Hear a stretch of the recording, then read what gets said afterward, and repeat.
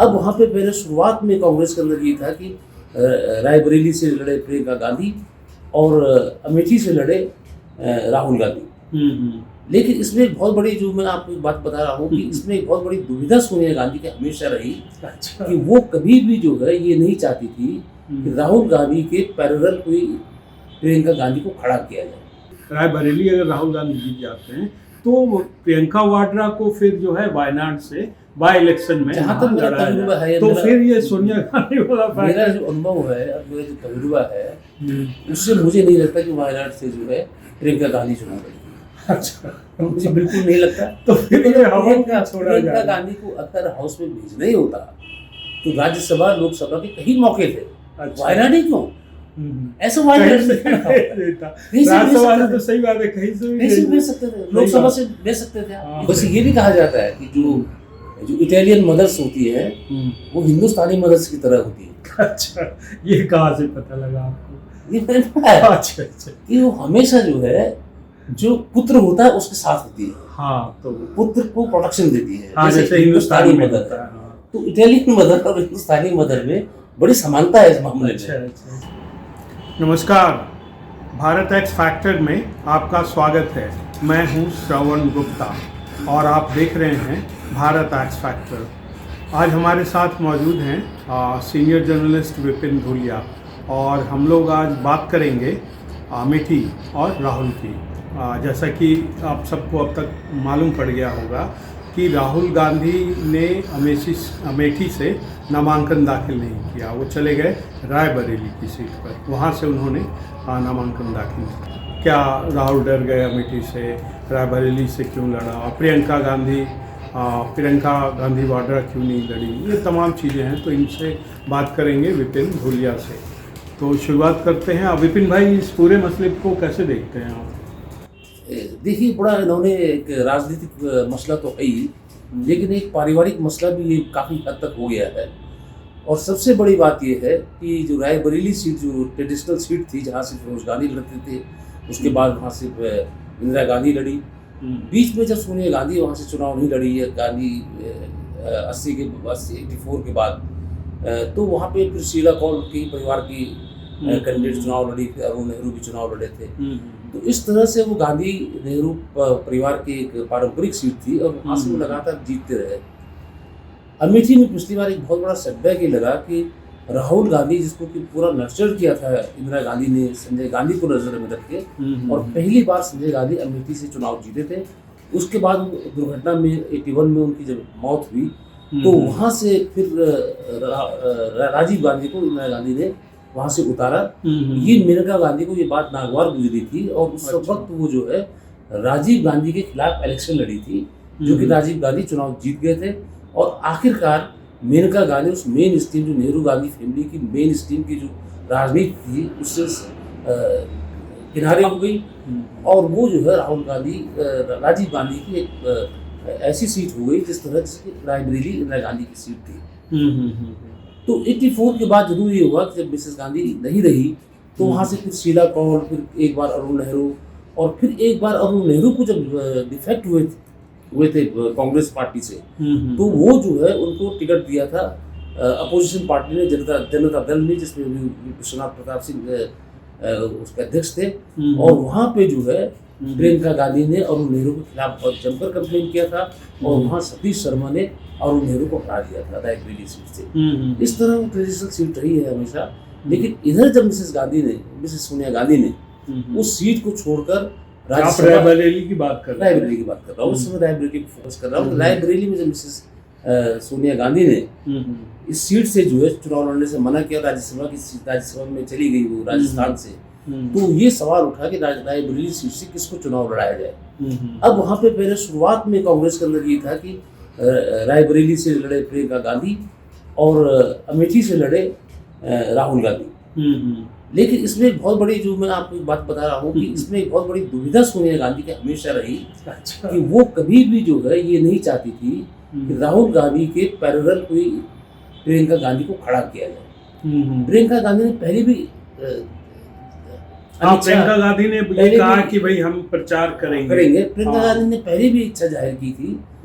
ये कोई उसने ऐसा नहीं कि वो स्टेटमेंट दिया था, लेकिन एक अंदर खाने की बात थी कि वो राज्यसभा आना चाहती थी। अच्छा। लेकिन मिसेस सोनिया गांधी कभी ये नहीं अच्छा, चाहती। राज्यसभा की बात कभी नहीं आई कि प्रियंका गांधी राज्यसभा लेकिन आना एक बार ये जरूर चला था कि एक बार कब? ये करीब 4-5 साल पहले की बात है, जब वो एक्टिव हुई थी हम्म, और राहुल गांधी के चुनाव प्रचार में उसने प्रयागराज से लेके वाराणसी तक की जो है नौका यात्रा की थी उसने पिछले इलेक्शन में 1919 में। मतलब ये बात आई थी कि वो 19 राज्यसभा में वो जाना जाना चाहती है, ये अंदर खाने की खबर थी। अच्छा। लेकिन सोनिया गांधी कभी ये नहीं चाहती थी कि प्रियंका गांधी राहुल गांधी के समानांतर कोई सत्ता केंद्र के तौर पे इमर्ज करे। अच्छा। या कोई ऐसी लॉबी कांग्रेस के भीतर खड़ी होगी, एक लॉबी प्रियंका गांधी की है और एक राहुल गांधी की। आपने देखा होगा कि कई जगह जो है प्रियंका गांधी का दखल रहा, जैसे पंजाब की पॉलिटिक्स में जिस तरह की सिद्धू की एंट्री हुई, उसमें कहते हैं कि पूरा प्रियंका गांधी का हाथ था। हाँ, या हिमाचल की, या चन्नी से भी। हाँ चन्नी से हिमाचल को जैसे डील करना था, तो उसमें प्रियंका गांधी का रोल रहा। हम्म, लेकिन हमेशा सोनिया गांधी हम्म, की ये इच्छा रही हमेशा कि हम्म, राहुल गांधी के पैरल समानांतर प्रियंका गांधी को खड़ा न किया जाए अच्छा। या इसकी कोई चर्चा हो। हम्म, तो उसमें साफ साफ था कि अगर नेहरू गांधी खानदान का कोई उत्तराधिकारी है तो वो सिर्फ जो है राहुल गांधी ही है। अच्छा। तो अब की बार क्या हुआ कि अगर ये दोनों को चुनाव लड़ाते, हम्म, जो कि मैं सोचता हूँ कि ये इनका पारिवारिक फैसला होगा, इसमें तमाम कांग्रेस के अध्यक्ष और बड़े बड़े नेताओं का कोई भूमिका होगी, मुझे नहीं लगता ये टोटल परिवार का ही फैसला होगा। और सोनिया गांधी ये बिल्कुल नहीं चाहती होगी कि कहीं लोकप्रियता के मामले में कल कोई सर्वे करे कि प्रियंका गांधी ज़्यादा लोकप्रिय है कि राहुल गांधी ज़्यादा लोकप्रिय है, तो राहुल को किसी तरह की कोई चुनौती कहीं से पार्टी के भीतर से कोई आवाज़, कोई ऐसे लोग जो कि प्रियंका के इर्द गिर्द इकट्ठा हो जाए, राहुल के लिए कोई दिक्कत पेश करे, तो राहुल को निर्विवाद नेता के तौर पर सोनिया गांधी स्थापित हमेशा से करना चाहती रही है। और उसका नतीजा शायद ये भी है कि प्रियंका गांधी इस बार भी चुनाव लड़ने से पीछे हट गई है। तो आपकी बात को अगर लेकर चले तो सोनिया गांधी ने शायद ये भी सोचा होगा कि भाई रायबरेली ज़्यादा सुरक्षित सीट रहेगी। आपके हिसाब से चलेंगे सोनिया गांधी अगर राहुल के टर्म में सोच रही है? बिल्कुल, क्योंकि वहाँ पे अब स्मृति ईरानी एक इलेक्शन चुनाव जीत चुकी है। स्मृति ईरानी का एक कम्युनिकेशन उसने विकसित कर लिया है उस अमेठी सीट से। स्मृति ईरानी ने वहाँ पे एक अपना क्लाउड जरूर बना लिया होगा, जिस तरह की वो लीडर है, 5 साल हाई ब्रांड लीडर है, उससे लोग कॉन्टेक्ट में होंगे। बनस्पत इसके रायबरेली में ऐसा कोई कांग्रेस का ऐसा नेता नहीं है जो कि राहुल गांधी के बराबरी में, या जिसका नाम भी किसी ने सुना हो। पिछली बार सोनिया गांधी ने किस बीजेपी के कैंडिडेट को हराया था, शायद किसी को नाम भी नहीं पता होगा। फिर उन्होंने टिकट दिया है उनको, तो उसको लगता है कि वो ज़्यादा सेफ सीट थी। और नॉर्थ की वो साउथ में भी जीतेगा, ऐसा नहीं कि केरल में कोई राहुल गांधी हारने जा रहा है। हाँ, सब मानकर चल रहे हैं कि वायनाड से राहुल गांधी जीतेंगे, क्योंकि वहाँ नंबर 1 की राहुल गांधी चुनाव लड़ रहे हैं, नंबर 2 की वहाँ मुसलमानों की संख्या यूडीएफ की वेव है वहाँ पे विमानन जो लेफ्ट फ्रंट है उसकी स्थिति बहुत अच्छी नहीं है। टोटल जितने भी सर्वे आए हैं उसमें ये है कि यूडीएफ जो कांग्रेस जिसको लीड कर रही है वो वहाँ स्वीप करने जा रही है। तो उस स्थिति में जो है राहुल गांधी की जीत तय है, लगभग तय है। तो इस सीट से लड़ना राहुल गांधी के लिए जरूरी था कि यूपी में एक मैसेज दे, जैसे कि अखिलेश यादव पहले चुनाव नहीं लड़ना चाहते थे, लेकिन अखिलेश यादव ने आखिरी मौके पर उज्जैन से अपना पर्चा भरा। तो एक तरह से देखें तो रायबरेली जो परंपरागत सीट है, सोनिया गांधी या कांग्रेस ये चाहती थी कि भाई हम एक मैसेज दें कि हम अभी हैं, ठीक है ना, कांग्रेस बिल्कुल है और लड़ेगी। नॉर्थ इंडिया में हम हैं, नॉर्थ इंडिया को हमने छोड़ा नहीं है। अगर ये दोनों भाई बहन वहाँ से चुनाव नहीं लड़ते तो ये माना जाता है कि कांग्रेस के जो बाकी कैंडिडेट थे, जो बाकी जगह से चुनाव लड़ रहे हैं अलायंस से, उनका मॉरल भी कमजोर पड़ता, उनको भी नुकसान होता। उससे बेहतर तो ये था कि दोनों के दोनों वहाँ से इलेक्शन लड़ते। कहाँ से? एक अमेठी से और एक रायबरेली से लड़ता, उससे मैसेज और पहले से डिसाइड कर लेते। इतनी देर करने का कोई मतलब नहीं था। हाँ, वो तो रात तक जो डिसाइड हुआ है। आज आखिरी दिन था। अच्छा, इस कंफ्यूजन का इतना क्यों, डर या क्या? आप कह रहे हैं परिवार इसके पीछे था पूरा, तो इसमें तो आखिर में क्यों ये फैसला, इतना क्यों? देखिए, सबसे बड़ी बात यह है कि राहुल गांधी का अगर आप पूरा पॉलिटिकल करियर देखिए और इंदिरा गांधी के बाद, बल्कि राजीव गांधी के बाद राजीव गांधी प्रधानमंत्री बने, मैं आपको याद दिलाऊं कि इंदिरा गांधी चुनाव जब हार गई थी 77 में, तो उस समय कांग्रेस राजनारायण के खिलाफ। हाँ, रायबरेली से हारी थी चुनाव, 55,000 वोट से हारी थी। और 77 में वो संजय गांधी भी चुनाव हारे थे अमेठी से, रविंद्र प्रताप सिंह थे उनके खिलाफ। आपको मैं याद दिलाऊं कि जब चौहान को लीडर ऑफ अपोजिशन बनाया गया, विपक्ष का नेता, वो दूसरा नेता था आज़ादी के बाद जो विपक्ष का नेता बना था, क्योंकि विपक्ष का नेता बनने के लिए अपोजिशन पार्टी के पास 10% सीटें होनी चाहिए। वो तो है, तब वो विपक्ष नेता कहा जाता है वो, और उसको कैबिनेट रैंक देता है। बिल्कुल। तो चौहान जो है नेता प्रतिपक्ष थे, क्योंकि उस समय कांग्रेस का इतना बुरा हाल नहीं था। कांग्रेस ने उस समय भी इमरजेंसी के बाद भी 150 से ज्यादा सीटें जीती थी। अच्छा। तो जब नेता प्रतिपक्ष बने तो उसी भी चिकमंगलूर से जो है एक बाई इलेक्शन हुआ, चिकमंगलूर में, साउथ में, कर्नाटक। हाँ, चिकमंगलूर बड़ा पॉपुलर है, जहाँ से कि जॉर्ज फर्नांडिस को उतारा गया, अपोजिशन में उतारा, मिसेस गांधी ने वो बाई इलेक्शन लड़ा, और मिसेस गांधी वो बाई इलेक्शन चुनाव जॉर्ज को हरा के चुनाव जीत के पार्लियामेंट में आ गए। तो उन्होंने चौहान को फौरन कहा कि भैया लीडर ऑफ अपोजिशन का पद छोड़िए आप, अब उस पद पर मैं बैठूंगी। अच्छा। और चौहान ने मना कर दिया। अच्छा। और मिसेस गांधी ने इस बात पर पार्टी तोड़ दी, 2 पार्टी बन गई, एक अच्छा। पार्टी कांग्रेस लेती और एक पार्टी कांग्रेस इंदिरा। क्या होता है कि पॉलिटिक्स में आपको फोर फ्रंट पे लड़ना पड़ता है। जैसे कि सोनिया गांधी ने जब मनमोहन सिंह को ऑफर किया प्रधानमंत्री पद, तो 10 साल तक वही सरकार चलाती रही, लेकिन बिना पद के। सारे कौन मंत्री होगा, कौन कांग्रेस का प्रेसिडेंट होगा राज्य में, कौन महासचिव होगा, ये सारे के सारे 10 जनपद में तय होता था। लेकिन प्रधानमंत्री थे मनमोहन सिंह। हाँ, तो अभी क्यों? अब यही राहुल गांधी के साथ हुआ कि राहुल गांधी को अगर वाकई इस तरह की पॉलिटिक्स करनी चाहिए थी, तो मनमोहन सिंह के सेकंड टर्म में वो एक मंत्री बनते, या मनमोहन सिंह के 2 साल के बाद वो प्रधानमंत्री की कुर्सी लेते। हाँ, ले तो अलग मुद्दा हो गया। लेकिन जो आज की डेट में जब इलेक्शन हुआ, 2019 का इलेक्शन हुआ, या कोई भी इलेक्शन हुआ, राहुल गांधी न लीडर ऑफ अपोजिशन बने, न कांग्रेस के नेता बने हाउस के अंदर, न राज्यसभा में भी सोनिया गांधी जीत के गई, न वो नेता बनेंगी, वो खड़गे ही नेता रहेंगे वहाँ पे राज्यसभा के। तो आज जब फोर्थ पार्टी के अध्यक्ष रहेंगे, लेकिन पार्टी को भी चलाना भी चाहते हैं। यानी कंफ्यूजन मैं पूछ रहा था, आखिर तक क्यों ये बना रहा? भाई आखिर तक इनका कंफ्यूजन इनके परिवार का कंफ्यूजन है। अच्छा। तो कोई भी बाकी पॉलिटिकल लीडर इनको सलाह देने की पोजीशन में नहीं है। तो इनका कंफ्यूजन इनको ही दूर करना है। अच्छा। इनका अपना कंफ्यूजन है, इनके अपनी दुविधा है, और उस दुविधा को कोई दूसरा दूर नहीं कर सकता, इनको उस दुविधा को खुद ही दूर करना पड़ता है। अब इसमें क्या होगा कि अमेठी की सीट इनको जरूर लगा होगा कि मुश्किल सीट है, जो कि लग रहा था अगर शुरू में राहुल गांधी खड़े होते, अमेठी में हमदर्दी थी राहुल गांधी के लिए, और राहुल गांधी चुनाव जीत सकते थे। तो प्रियंका वाड्रा को, मतलब आपका कहने का है कि इसीलिए सोनिया गांधी ने अमेठी से प्रियंका को नहीं लड़ा है? मुझे जो लगता है कि प्रियंका को कभी भी ये नहीं चाहती होंगी कि वो राहुल के पैरेलल जो है, राहुल के समानांतर एक कांग्रेस में एक दूसरा पावर सेंटर की तरह इमर्ज बने। लेकिन अब ये कहा जा रहा है कि वायनाड से चांसेस है कि राहुल गांधी जीत जाएंगे, बहुत ज्यादा संभावना है। तो और अगर मान लीजिए रायबरेली से जीत गए, और ये कहा जा रहा है कि रायबरेली अगर राहुल गांधी जीत जाते हैं, तो प्रियंका वाड्रा को फिर जो है वायनाड से बाय इलेक्शन में जहाँ तक मेरा तजुर्बा है, तो फिर ये सोनिया गांधी वाला मेरा जो अनुभव है और मेरा जो तजुर्बा है, उससे मुझे नहीं लगता कि वायनाड से जो है प्रियंका गांधी चुनाव लड़ेगी। अच्छा, मुझे बिल्कुल नहीं लगता। तो फिर प्रियंका गांधी को अगर हाउस में भेजना ही होता तो राज्यसभा लोकसभा के कई मौके थे, वायनाड ही क्यों?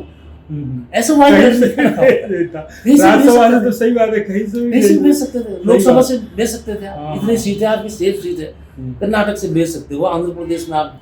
हाँ, नहीं, जैसा आप कह रहे हैं कि राज्यसभा वो जाना चाहती थी, तो भाई राज्यसभा से तो आप कहीं से भी भेज सकते थे, जहाँ से आप भेजना चाहते। उसको जो तमाम जो है दिग्विजय सिंह से लेके राजीव शुक्ला तक जो है वो राज्यसभा में जाते रहते हैं।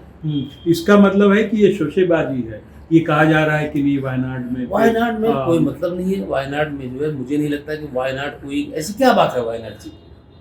अरे आपको भेजना ही है प्रियंका गांधी को, तो आप कहीं से भी भेज सकते हो। आप तमिलनाडु में अलायंस की किसी सीट में आप उसको लड़ाते वहां से नहीं जीत जाते। तो इसी से जुड़ा एक और है कि भाई वायनाड और राहुल गांधी छोड़ना नहीं चाहते, क्योंकि फिर वहाँ इलेक्शंस भी हैं और साउथ में मजबूत कांग्रेस करने के लिए एक उन्हें मिल गया है, और उन्होंने कहा भी है कि वायनाड को मैं नहीं छोड़ूंगा, और तमाम तरह की बातें। तो वायनाड पर अगर वो टिके रहे तो फिर रायबरेली का क्या होगा, इन केस अगर दोनों जगह से जीत रहे? एक बात बताइए, एक बात मैं आपको साफ कर दूं कि वो केरल के जननेता नहीं है।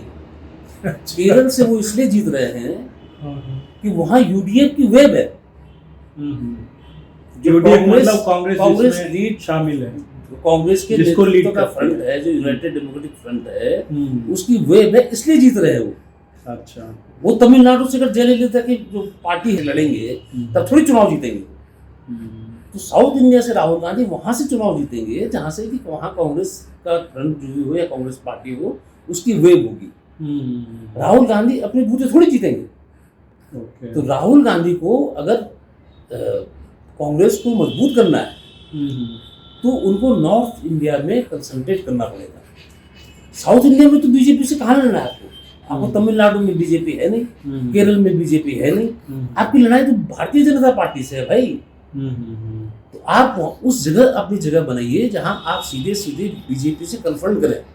और ये लेफ्ट वालों ने भी कहा है कि भाई आप बीजेपी से लड़िए ना, नॉर्थ में जाके लड़िए, पार्टी हाथ तो लेफ्ट और यूडीएफ का वहाँ पे सीधी सीधी फाइट है। हाँ, वहाँ से जो है क्या राजा की जो धी राजा, हाँ एनी राजा वो बहुत ही पॉपुलर लीडर है, उनकी जीत के चांसेस थे, लेकिन राहुल गांधी एक बड़ा कद है, यूडीएफ की वहाँ वेव है इस समय, तो राहुल गांधी का हारना वहाँ लगभग नामुमकिन है। लेकिन अब ये है कि राहुल गांधी अमेठी छोड़ेंगे या अपनी साउथ की जो सीट है उसको छोड़ेंगे। लेकिन अगर रायबरेली तो रायबरेली मुझको लगता है कि राहुल गांधी रायबरेली नहीं छोड़ेंगे। अच्छा, वायनाड छोड़ देंगे? वायनाड ये भी आप सबसे उलट बात कह रहे हैं, लेकिन मुझको इसलिए लगता है सब ये कह रहे हैं कि वायनाड नहीं छोड़ेंगे, आप कह रहे हैं अगर क्योंकि रायबरेली अगर रायबरेली उन्होंने छोड़ी तो कांग्रेस के लिए बहुत घातक होगा। आखिरकार कांग्रेस को नॉर्थ की ही राजनीति करनी पड़ेगी। कांग्रेस सपने में भी नहीं सोच सकती कि वो केरल तमिलनाडु में या साउथ के आपकी बड़ी लॉजिकल आज की डेट में आप सोचिए कि आंध्र प्रदेश में 3 सीट बीजेपी की 3 सीट पे लड़ रही है, वहाँ कांग्रेस है ही नहीं। बिल्कुल, वहाँ फाइट जो है तमिलनाडु में भी है, कांग्रेस फाइट में ही नहीं है। उसके बाद आंध्र में फाइट जो है टीडीपी और उसकी है, टीडीपी और ये वाईएसआरडीडी की जो पार्टी है। हाँ, जबकि कहा ये जा रहा है कि नहीं वायनाड नहीं छोड़ेंगे, वायनाड। उसके बाद जो है आप तेलंगाना में लगाइए, वहाँ कांग्रेस नहीं है। वहाँ इस बार जो इलेक्शन हुआ है वो वहाँ कांग्रेस, इस बार तो कांग्रेस अच्छा लड़ी वहाँ पे, लेकिन वहाँ कांग्रेस ने तमाम साउथ की सीटों पे ऐसा कांग्रेस का कोई कांग्रेस जब नहीं, आपकी बात में दम है, क्योंकि नॉर्थ है में रायबरेली नॉर्थ में है और साउथ में इतने ऐसे चांसेस नहीं है कि राहुल गांधी जो है अचानक वहाँ कुछ सालों में कोई बड़ा कमाल कर दें पूरे साउथ। देखिए, आप नॉर्थ में कांग्रेस के साथ अभी प्लस पॉइंट ये है कि आप ही देखिए कि मध्य प्रदेश, राजस्थान, महाराष्ट्र, इन बड़े स्टेट में, हिमाचल हुआ, उत्तराखंड हुआ, उसके अलावा थोड़ा बहुत हरियाणा, कई स्टेट्स में, दिल्ली हुआ, कई स्टेट में कांग्रेस मेन अपोजिशन में। और बीजेपी को अगर रिप्लेस कर सकती है, बीजेपी को हरा सकती है, तो कांग्रेस हराएगी। अगर मध्य प्रदेश में माना कोई एंटी बीजेपी वेव हुई है, एंटी इनकम्बेंसी बढ़ी इस इलेक्शन में ही, भले अलग इलेक्शन में, तो सेकेंड पार्टी कांग्रेस है। साउथ में कांग्रेस के लिए बहुत गुंजाइश नहीं है, तो कांग्रेस को फोकस करना पड़ेगा नॉर्थ में। और अगर नॉर्थ से भागने लगेंगे उसके नेता, तो फिर आप कहाँ की पार्टी में? ठीक बात। तो ये जरूरी है कि राहुल गांधी जितने भी आज तक कांग्रेस के नेता हुए हैं, प्रधानमंत्री बने, वो आकर उत्तर प्रदेश से बने। अब नेहरू को ले लीजिए, लाल बहादुर शास्त्री, विश्वनाथ प्रताप सिंह, तमाम लोग, राजीव गांधी, साउथ के 2 प्रधानमंत्री को अगर छोड़ दें, नरसिम्हा राव और एच.डी. देवेगौड़ा, ये यहाँ तक कि आप अगर इसको कंसीडर करें कि मोदी है, मोदी भी बनारस सीट अपनी सीट बनाया, गुजरात से यूपी आए। तो उत्तर प्रदेश में अगर आप नहीं बनाएंगे, 80 सीटों का स्टेट है, 48 सीटों का स्टेट जो है महाराष्ट्र है, 40 सीटों का स्टेट बिहार है। अगर यहाँ आप नहीं बनाएंगे अपना जनाधार तो आप नेशनल पार्टी के तौर पर भारतीय जनता पार्टी को सीधे चुनौती दे ही नहीं सकते। हाँ, तो कुछ चीज़ें लेकिन अब साफ दिखने लगी है। आप जैसा बता रहे हैं कि भाई रायबरेली अगर जीत गए राहुल गांधी तो आपके हिसाब से, और जो मुझे भी ठीक लग रहा है, कि रायबरेली वो नहीं छोड़ेंगे, और अगर हार गए तो वायनाड है ही, वायनाड है ही। नहीं, वो हारेंगे नहीं, बहुत ही मुश्किल है कि रायबरेली इस समय, क्योंकि बीजेपी का एक वो बात नहीं है बीजेपी की जो 2019 में थी। ये तमाम सर्वे बता रहे हैं कि ऐसा नहीं होगा कि वहाँ 80 में से 80 सीटें बीजेपी स्वीप कर जाए। हाँ, वो बात तो ठीक है, लेकिन अगर बहुत रायबरेली पे कहा जा रहा है ना, जिस तरह से बीजेपी ने अपने वहाँ वोट परसेंटेज बढ़ाए हैं, जीत का जो फर्क है उसे घटाया है, ठीक है ना, तो इस बार बीजेपी के भी अच्छे चांसेस है। लेकिन अभी हम उस पर नहीं जा रहे हैं, अभी हम उसी पॉइंट पर हैं जो आपने कहा है कि ये सोनिया गांधी का आपस का पारिवारिक कलह या पारिवारिक लड़ाई थी, जो अभी मेरठ में दिखी, रायबरेली में दिखी। और मैं आपको बताऊं कि ये बात आप बिल्कुल ठीक इसलिए कह रहे हैं कि आज जो विजुअल्स आए उसमें रायबरेली में नामांकन दाखिल करने के बाद एक ही गाड़ी में जो है, और राहुल गांधी भी बैठे, सोनिया गांधी भी बैठी, प्रियंका वाड्रा भी बैठी, और रॉबर्ट वाड्रा भी बैठे सोनिया गांधी के बगल में। तो एक तो इसका ये मतलब हो सकता है, क्योंकि रॉबर्ट वाड्रा भी संदेश दे रहे थे, पोस्टर लगा रहे थे अमेठी में कि भाई मैं लड़ना चाहता हूँ। तो भाई ये तो बहुत ही कॉमन सेंस है कि अगर आपके परिवार का एक दामाद अगर खुलेआम कह रहा है कि भाई हमें भी वहां से लड़ना है, और पत्नी जाहिर सी बात है, पत्नी का कहीं ऑब्वियसली इस पे बात हुई होगी ना, पत्नी की भी इसमें मिलीभगत शब्द ठीक नहीं है, पत्नी की भी इसमें राय होगी। इसका मतलब ये जरूर रहा होगा कि रॉबर्ट वाड्रा को ये संकेत मिल गए होंगे कि प्रियंका गांधी चुनाव नहीं लड़ रही, तो उसको लगा होगा कि एक सीट खाली रहेगी। अच्छा, तो उसने सोचा होगा कि मैं अपनी किस्मत इसमें लगा सकता हूं। ओके। क्योंकि आपस में हो सकता है कि प्रियंका गांधी ने ये कम्युनिकेट किया हो कि मैं इलेक्शन में नहीं उतरने जा रही हूँ, हाँ, मेरा कोई सीन नहीं, तो उन 2 सीटों पे आकर 2 लोगों को लड़ना है। अच्छा, एक पे अगर राहुल गांधी लड़ेगा तब भी एक सीट खाली रहेगी। तो रॉबर्ट वाड्रा को हो सकता है कि लगा हो कि रॉबर्ट वाड्रा कई बार अपनी महत्वाकांक्षा इस बार तो उन्होंने खुलकर जाहिर की, भाई पोस्टर लगा होगा, टीवी पे बयान दिए, प्रियंका नहीं लड़ती तो हो सकता है कि मेरा चांस बन जाए। हाँ बिल्कुल। और आज जब सब साथ गए तो क्या यही मैसेज देने के लिए था कि भाई परिवार में सब ठीक है, रॉबर्ट वाड्रा जो लड़ना चाहते थे वो भी हमारे साथ बैठे हैं। वाड्रा का साथ होना ना होना वो बहुत पॉलिटिकल सिग्निफिकेंस नहीं है उसकी। अच्छा, वो ठीक है, गॉसिपिंग के लिए ठीक है, लेकिन वाड्रा कोई ऐसा पॉलिटिकल, हाँ, लेकिन जनता में एक मैसेज देना होता है ना कि भाई सब पूरा परिवार साथ है, वाड्रा के होने से वोट पड़ता हो, वाड्रा के न होने से वोट न पड़ता हो, वो तो वाड्रा कोई नॉन इशू है। मतलब पॉलिटिकल जो जंग होती है, पॉलिटिकल लड़ाई है, उसमें वाड्रा एक ठीक है, एक आप इसको इस्तेमाल कर सकते हैं कि तो आपके कहने का मतलब है कि ये पूरा जो है अमेठी रायबरेली प्रकरण जो है, इसके पीछे सोनिया गांधी की महत्वाकांक्षा है, और ये पूरा पारिवारिक जो है एक तरह से रसाकसी का मामला। पारिवारिक रसाकसी न भी हो, पारिवारिक अंडरस्टैंडिंग की भी बात हो सकती है। और हो सकता है कि उसमें ये जरूर सोनिया गांधी ने कहा हो कि भाई ऐसा मैसेज नहीं, संदेश नहीं जाना चाहिए ऐसा लोगों में कि परिवार के भीतर कोई 2 गुट है, क्योंकि इस देश में गुट बनते हुए क्या देर लगती। मैं तो इलाहाबाद यूनिवर्सिटी में था, तो उस समय पॉलिटिक्स होती थी, जो स्टूडेंट पॉलिटिक्स होती थी, तो उस समय कहते थे कि भाई ये जो कैंडिडेट है प्रेसिडेंट का, ये हेमवती नंदन बहुगुणा का कैंडिडेट है, और दूसरा जो प्रेसिडेंट का कैंडिडेट है ये कमला बहुगुणा का कैंडिडेट है। तो पति पत्नी के भी अलग अलग कैंडिडेट होते थे वहाँ। हाँ, ये बात तो पॉलिटिक्स में क्या होता है कि इस तरह से खेमेबाजी होती है, कोई किसी का खास है। भाई इंदिरा गांधी के जमाने में भी कई लोग संजय गांधी के खास थे, तो कई लोग इंदिरा गांधी के खास होते हैं। नहीं तो अब क्या लगता है, आज की डेट में भी आपको हैरानी होगी कि कई लोग सोनिया गांधी के जो बहुत करीबी हैं वो राहुल गांधी के करीबी नहीं है। हाँ, ठीक बात है, कहा जाता है 3-4 पावर सेंटर है। ये तो अभी इस पे बात हुई कि सोनिया गांधी, सिद्धू को कोई राहुल गांधी नहीं चाहते थे वहाँ कमान देना पंजाब की, लेकिन प्रियंका इंटरेस्टेड थी। लेकिन इसका मतलब है प्रियंका गांधी पूरी तरह से हैं वहाँ। क्योंकि जहाँ जो है देखिए इनका जो है बहुत स्टेज क्या है कि इनको फर्क नहीं पड़ता, ये इस लेवल तक लोगों को प्रोटेक्ट नहीं करते अपने सपोर्टर्स को कि जहाँ आप इनको कन्फ्रंट करना पड़े।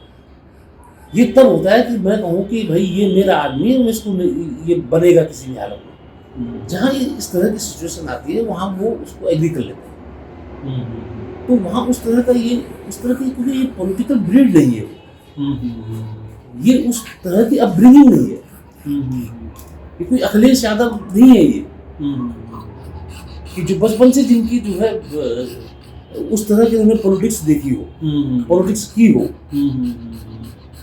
हाँ, एक अच्छा एक बड़ा सॉफिस्टिकेशन और परिवार, हाँ, प्यार मोहब्बत। उसके बाद अगर आप देखते हो कि ऐसे कौन यंग लड़का जो है अपनी मदर और बहन के साथ बैठा होता है, ठीक बात, बस कोई डिस्टेंस रखता है।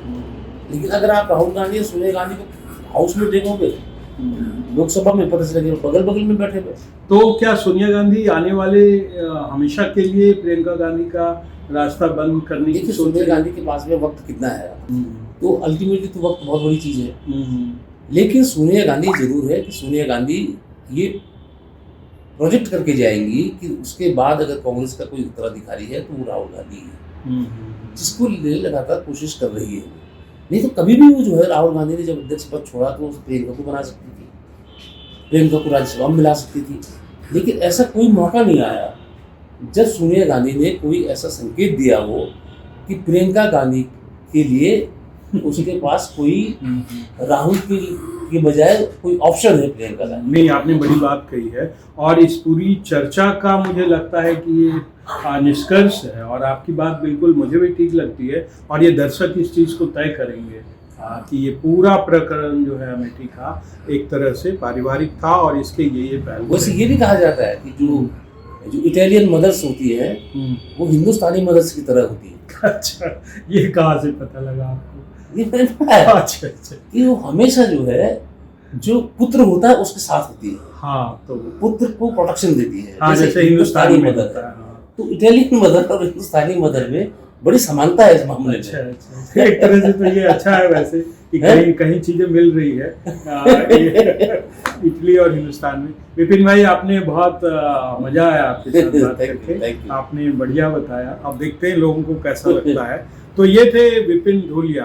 तो आज इस बातचीत को यहीं खत्म करते हैं। अगले एपिसोड में आपसे फिर होगी मुलाकात। तब तक के लिए हमें आज्ञा दीजिए। नमस्कार।